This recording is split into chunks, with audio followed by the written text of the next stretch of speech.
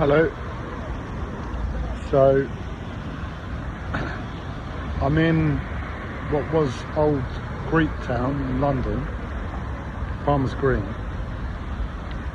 It's not Greek town anymore, it's just like Eastern European town. And now when the Greek Cypriots came over, they centred around a few times. I mean, the Cypriots came over when there was the war back in the 70s. As I understand it, they came over and they took Southgate, they took Farmers Green, and that was their basis. You know, if you needed to speak to a Greek person, just pop down Farmers Green or Southgate and you'll find more Greeks than locals. But obviously the Greeks have become confident over the years to go and live in far off remote parts of the world, like northeast London, Chingford, where I grew up. But anyway, I was passing through and I decided to take a pit stop and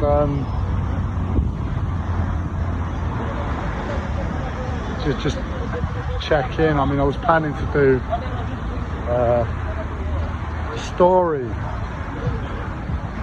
which I haven't done in a way, ancient spiritual story, again to try and put as many positive energies in my life as possible, which is my just action planning my life,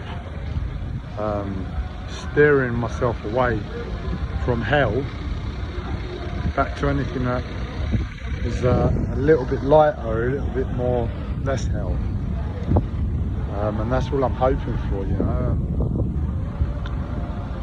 I've taken drastic action in the past week, making the decision like right now's the time I have to leave the flat. I'll be contacting the council on Monday and handing in my tenancy. Don't know how many weeks they'll give me to get out, but at the moment I'm living in a shack of a boat. But that's the chance, and that's what I understood was the right thing for me to do. But in a way, it's working for what I was hoping it was do, and that is the pressure. The pressure is just removed so much, because before it was like so pressured, and now it's like, you know what, sod it. I'm gonna do my best to go back to my flat to pick up all my possessions. But the way I left, it was like, right, I'm taking what I need as a necessity for life. And if I can make it back to collect all the rest of this stuff, then hopefully it will happen. But I can't do this merry-go-round I'm living anymore. So we'll see how it pans out over the next few weeks. We'll see how much of my belongings I'm able to collect, how much of a home I'm able to make for myself on the boat.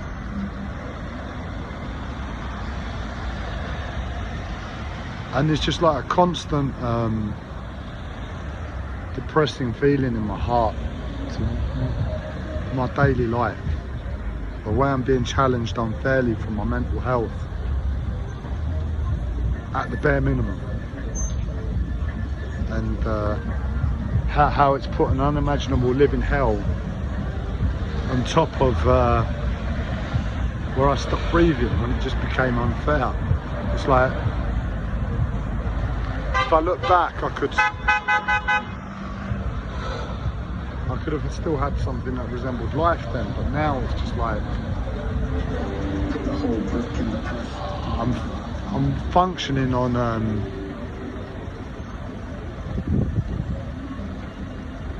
I'm just functioning and I'm trying and I'm working life to what I understand it, not that anything I understand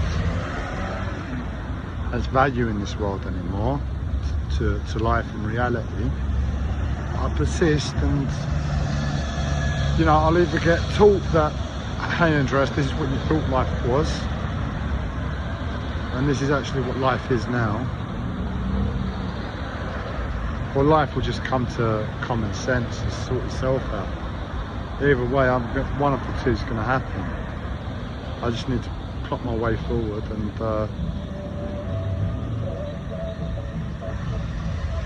it's like the suffocation is killing me, because slowly any niceness to life has slowly been strangled out, however hard that sounds. And what I'm left with is a very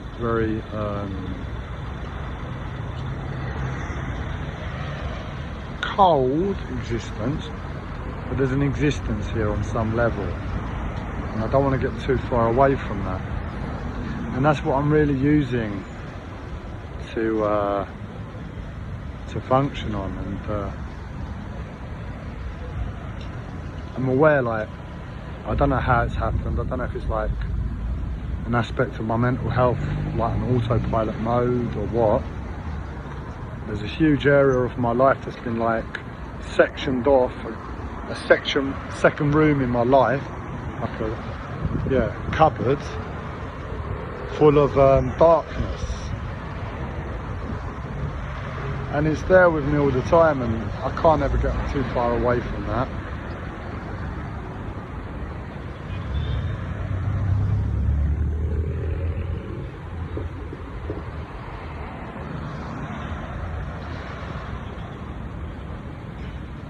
And I don't want to be talking about this stuff, but I suppose it's what's needed, because where I'd normally like to guide my life, from a starting point of being strong and saying, right, well, you know, I need to touch into the depression in this video. Actually, I want to keep this video light. I want to talk about spirituality. At present, I don't have that choice much. And I just have to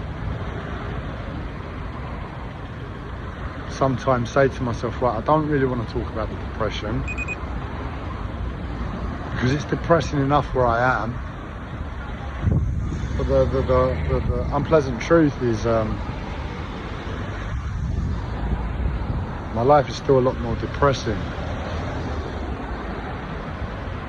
So to find myself speaking about my life, however hard it sounds in the moment, it's like a path of acceptance for me. And the absolute truth is, where life has put me, the coldness makes you go a bit mad. You don't like people. In truth, we lose that respect for people at an earlier stage than the place where I find myself now. We lose it at a far more earlier stage. I think we lose the respect for people even when things are still positive on the whole in life.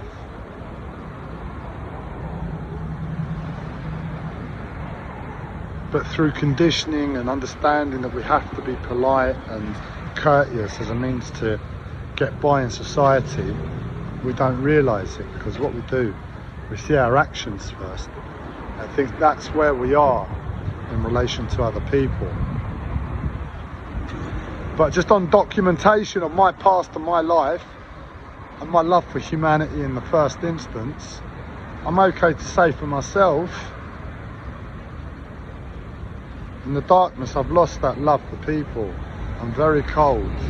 I don't want to know people anymore. And at the moment, my rose-tinted glasses that keep telling me life is lovely, life is to be lived, keep calling up that really core pain of life is so shit, I don't like people anymore. And here I am in the moment with the rose-coloured spectacles saying that life is lovely, interacting with people on a level like, yeah, life is lovely. Because it's just the easiest means to communicate on your energy level, on whatever you're being forced to believe is life. Not to have to think about it too much. But where I am really, in every interaction sort of kills me on some level. Like, I find myself speaking nicely and courteously, and I'm like, fuck me, I don't think there's a thing in this world that would keep me from being absolutely impeccably on point with my energy, because I need to communicate with you for whatever reason within this society, this ill society we've come to create together, come to find ourselves living within. I need to interact with you by means of survival, so I'll do that, and I won't be rude, but I'm going to do it to the bare minimum of my energy level. And if I'm in a shit ton of pain, I don't really want to be thinking about how much I have to restrain myself from screaming out pain to sound a little bit polite, when there's nothing in this world that really points me in that direction, other than, well, prolonged effects of antipsychotic medication that I hate in the first place, and or an aspect of my mind that society will actively seek to medicate against, which I fear more than anything. So either way, it doesn't really make sense to put energy that way to what life, society, modern times, the collective is telling me through that which I fear. And that which I fear is instigated against me by means of society telling me my nature is wrong. My nature that won't harm anybody or won't harm myself, but will make noise all day long. And unfortunately, out of the language that I've been taught in this society and the upbringing I've had, don't forget, my mother's words to me were, I don't ever want my children to forget their manners. And that includes politeness to language to me. I swear all day long. The most foul language comes out my mouth. But that's nature. And society says to me, because of your nature and because of your peculiarities, and because you can't raise yourself to the right energetic stature in balance to the outside world,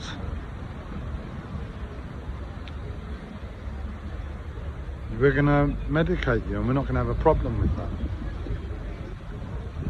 And no reassurances are ever given to say we won't, as long as you do X. So I have a real hatred with society, real hatred with people. Nobody really gives me anything on a social level. God knows how many videos I've made to how many comments I receive. Not that I'm complaining, but if I had comments, like a sign from people like, oh Andreas, we can see you're alive still, so are we. We see your videos on occasion. Keep up the fight, whatever, you know. But unfortunately, my mental health doesn't allow me much socialising within the world, and that's where I find myself. I was hoping to keep this a lot more positive, but believe it or not, that was as positive as I can do at the moment. I'm gonna go and collect my dinner. Do whatever you want this week.